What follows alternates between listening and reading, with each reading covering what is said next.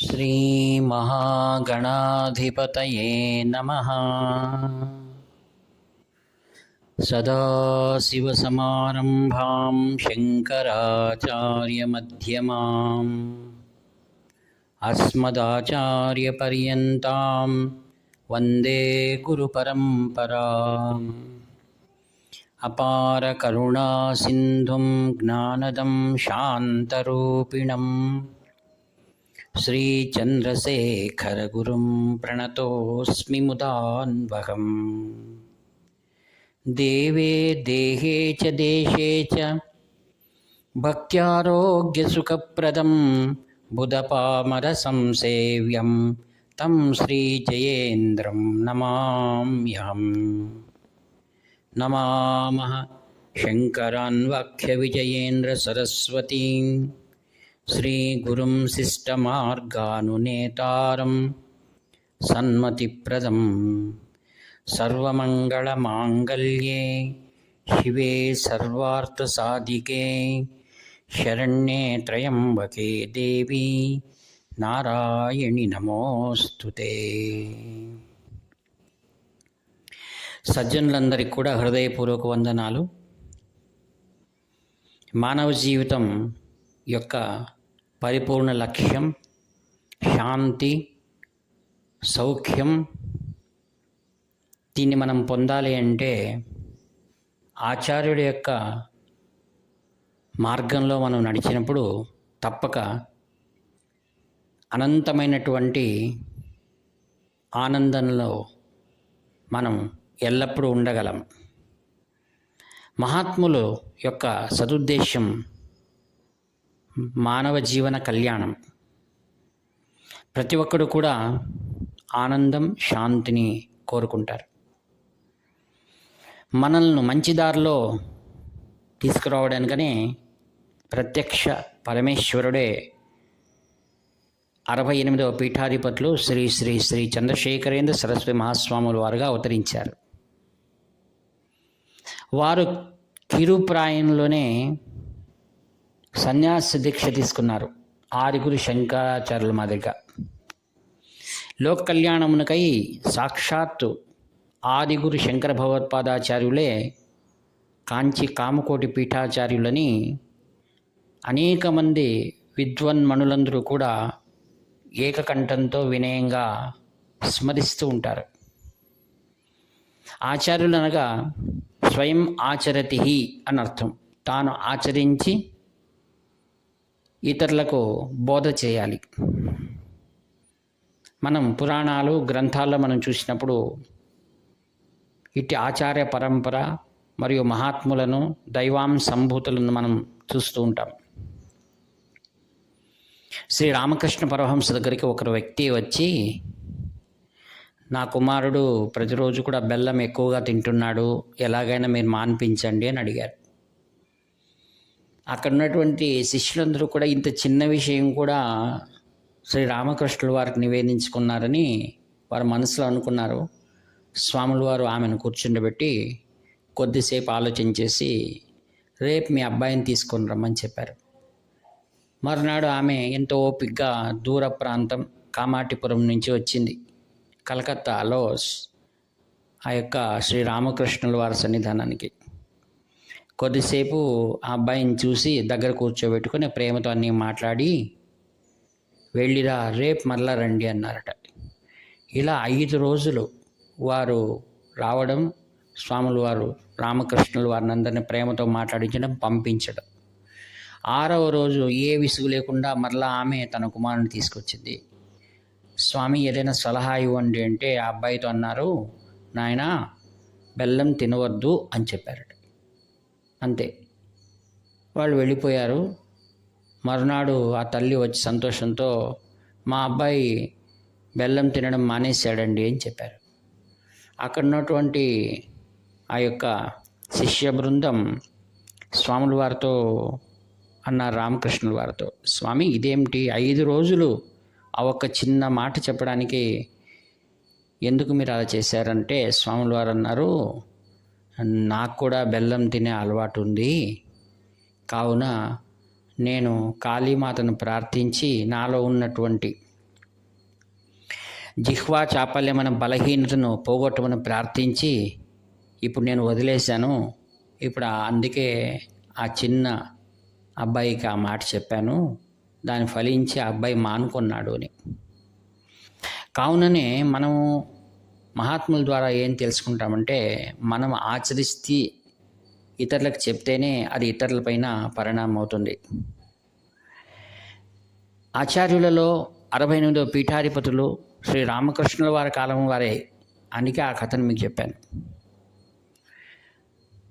శ్రీ కాంచి కామకోటి పరమాచార్య స్వాములు వారు చిన్న వయసులో కదా ఆ యొక్క ఆచార్య పట్టాన్ని స్వీకరించారు. వారు అక్కడ వంట చేసేవాడు ఒకసారి ఒక తోటకూరను స్వాముల వారికి రుచిగా వండి పెట్టారు. భిక్షలో దాన్ని స్వీకరించి చాలా బాగుంది, ఇంకొంచెం వేయి పప్పు అని వేయించుకున్నారట. అలా 3 సార్లు తినగానే వడ్డించేవానికి సంతృప్తి అయింది, స్వాముల వారు కడుపారా తిన్నారు అని. చాలా బాగుంది, బాగా చేసావు అన్నారు అంతే.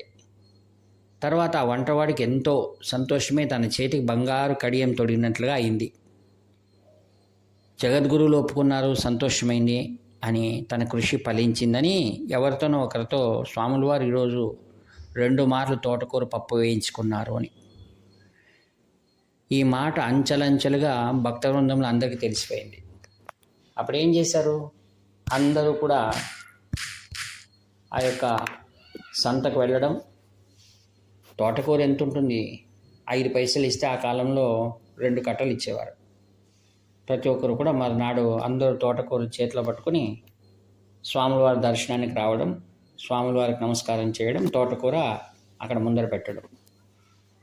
ప్రతి ఒక్కరూ కూడా తోటకూర అలా పెట్టిపోతే పెద్ద రాశిగా అయిపోయింది.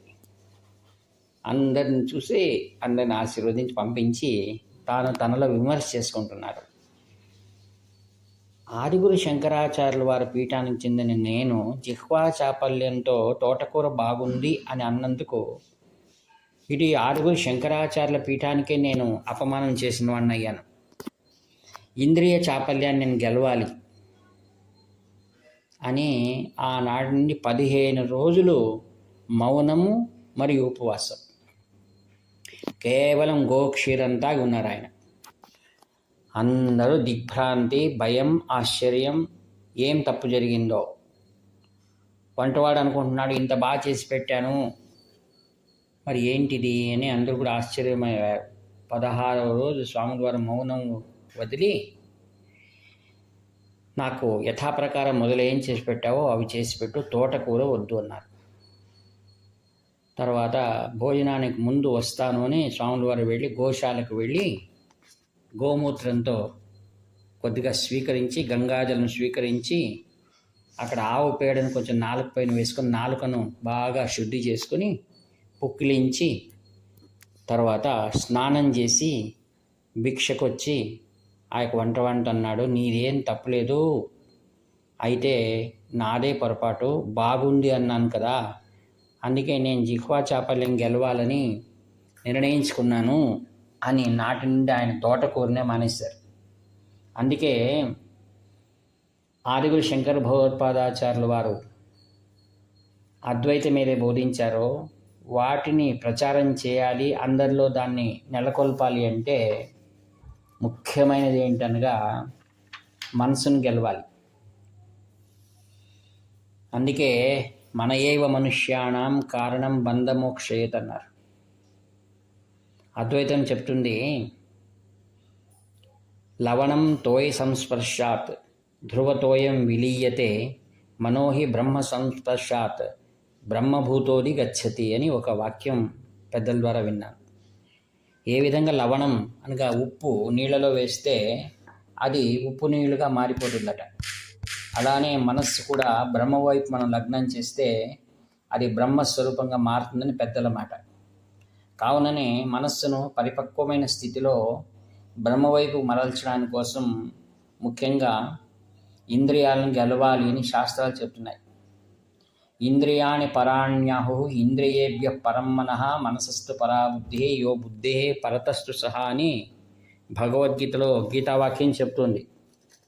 మహాస్వాముల వారు ఇంద్రియ నిగ్రహం ఒక్కటే కాదు, జ్ఞానంలో పరాకాష్ఠ అయినటువంటి సకల సాధనలు చేశారు. రామకృష్ణుల వారు ఏ విధంగా సంపూర్ణమైన సాధనలు అన్నీ చేసి జగత్తుకు గొప్ప పురుషుడు ఎవరు స్వామి వివేకానందను తీర్చిదిద్ది సకల విశ్వానికంతటి కూడా ఒక గొప్ప వెలుగును ఆయన ప్రదర్శింపజేశారు.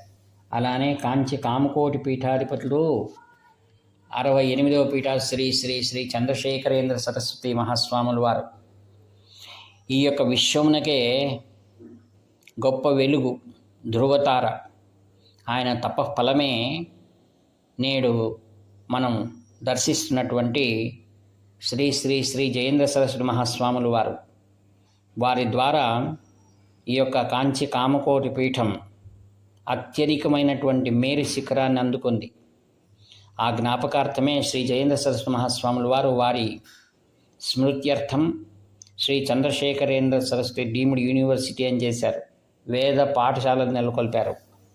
మరియు అనేకమైనటువంటి కాలేజీలు, ఆసుపత్రులు, కంటి ఆసుపత్రులు, ఇలా ఒకటేమిటి గొప్పదైన కార్యక్రమాలను శ్రీ జయేంద్రుల వారు చేశారు. ముఖ్యంగా ఆ అయోధ్యను మనం జ్ఞాపకం పెట్టుకోవాలి, మర్చిపోకూడదు. మరి వారిద్దరి తపఫలమే నేడు విరాజమానమై 70వ పీఠాధిపతులుగా కాంచి కామకోటి పీఠంలో జగత్ కళ్యాణమునకై ఆ ఇరువురు మహాపురుషులు, గురువు పరమగురువు తనకు అందించినటువంటి సౌభాగ్యమైనటువంటి జగత్ కళ్యాణ కార్యక్రమాలన్నింటినీ కూడా అతి నేర్పుగా ఆయన కొనసాగిస్తూ ఈ యొక్క సమాజంలో మానవునికి అందవలసినటువంటి ఏవైతే సంప్రదాయాలు మన పూర్వంలో మనం చేస్తున్న నోములు, వ్రతాలు మరియు శ్లోకాలు, నిత్యపారాయణం, భోంచేసేవాడు భగవన్నామ స్మరణ చేయడం, సంగీతము, సాహిత్యము, కళలు, ఇవేవైతే అత్యంతగా అవసరమో అవన్నీ మనం మరచి ఈరోజు వేగమైనటువంటి యాంత్రికంలో పరిగెత్తున్న మనిషికి కాస్త సేద తీర్చుకోవడానికనే ఆయన సాంప్రదాయ పాఠశాలలు మరియు పద్ధతి అనే పాఠశాలలు మరియు ప్రతి ఒక్క స్త్రీ సమాజం కూడా కుటుంబ వ్యవస్థను ఎలా తీర్చిదిద్దుకోవాలి అనేటువంటి విధంగా మరియు నాదస్వరం కోసం పాఠశాలలు కార్వేటి నగరంలో ప్రతి ఒక్కరికి కూడా ఓషధులు మన పల్లెల్లో ఎలా అందుకోవాలి, దేవాలయాల్లో నిత్య కార్యక్రమాలు, నిత్య అర్చనలు ఎలా జరగాలి, నైవేద్యాలు ఎలా జరగాలి, వాటి కోసం పాఠశాలలు, ఎవరో కని విని ఎరగనటువంటి కార్యక్రమాలన్నింటినీ కూడా శ్రీ శ్రీ శంకర విజయేంద్ర సరస్వతి స్వాముల వారు తమ గురుతుల్యులైన శ్రీ జయేంద్ర స్వాముల వారి జ్ఞాపకార్థం విశ్వ కళ్యాణకర్త అయినటువంటి ఆరుగురు శంకర భగవత్పాదాచార్య అపర అవతారమైనటువంటి శ్రీ శ్రీ శ్రీ చంద్రశేఖరేంద్ర సరస్వతి మహాస్వాముల వారి సంపూర్ణ కృపా ఆశీర్వాదాలతో నేటి లోక కళ్యాణం చేస్తున్నటువంటి వారు శ్రీ శంకర విజయేంద్ర సరస్వతి మహాస్వాముల వారు. వారు ప్రతి ఒక్కరికి కూడా నేడు యువతరానికి అంతటి కూడా మార్గదర్శకులు. వారు అత్యధికమైనట్టు ఎవరూ ఊహించలేనటువంటి కార్యక్రమాలను అతి శీఘ్రకాలంలో నెరవేర్చి సమాజానికి హితోధికంగా ఎంతో సహాయపడుతున్నారు. ఇదంతా మనం పూర్వజన్మ చేసుకున్న సుకృతమని భావిస్తూ ప్రతి ఒక్కరూ కూడా కాంచి కామకోటి పీఠం చేస్తున్నటువంటి కార్యక్రమాలన్నింటినీ కూడా కాంచి కామకోటి.org అనే దాన్ని మీరు చూడాలి. ఫేస్బుక్ చూడండి. మరియు శ్రీ కామకోటి వాణిని అనే పుస్తకానికి సభ్యత్వాన్ని మీరు చేసుకోవాలని, తద్వారా అనేక కార్యక్రమాలన్నింటినీ కూడా సదుపయోగం చేసుకుంటారని నేను పూర్ణ విశ్వాసంతో ఈ యొక్క వాక్పుష్పములన్నింటినీ కూడా మీ అంతరంగంలో విరాజమానమై ఉన్నటువంటి ప్రస్తుత పీఠాధిపతి శ్రీ శ్రీ శంకర విజయేంద్ర సరస్వతి మహాస్వాముల వారి దివ్య చరణారవిందం నిరహంకారపూర్వకంగా సమర్పిస్తూ సెలవు తీసుకుంటాను. ఇట్లు ప్రియమిత్రుడు నివర్తి నాగభూషణ శర్మ. హరహర శంకర జయ జయ శంకర. హరహర శంకర జయ జయ శంకర. హరహర శంకర జయ